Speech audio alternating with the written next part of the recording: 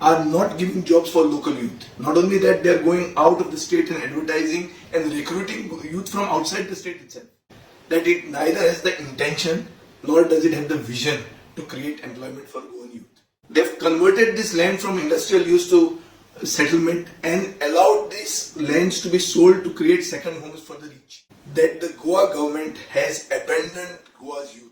High unemployment rate of Goa, almost being the double of the national rate of unemployment, brought out by the Government of India's own Department of Statistics and Program Implementation. The Periodic Labour Force Survey of India has revealed and has exposed the Goa government fully that it neither has the intention nor does it have the vision to create employment for Goan youth. At the thriving pharmaceutical sector in Goa, where employment opportunities abound, are not giving jobs for local youth. Not only that, they are going out of the state and advertising and recruiting youth from outside the state itself. And also brought about a reaction from the Goa's Chief Minister saying he will bring in legislation that will ensure that local youth get employment or get preference for employment in local industry. However, in the assembly session that has just elapsed, neither the government showed any intention of bringing a bill. Not only that, the Minister for Labour, Mr. Montserrat, has gone further and said that the laws do not permit the local youth to be given any protection for employment in local industry.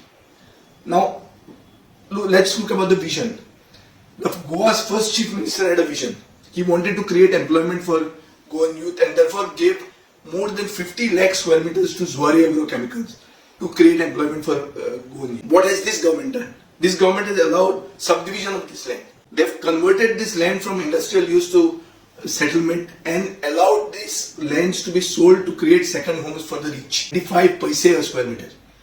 Now these second homes, are they creating any job opportunities for locals, for the youth? No, nothing is created.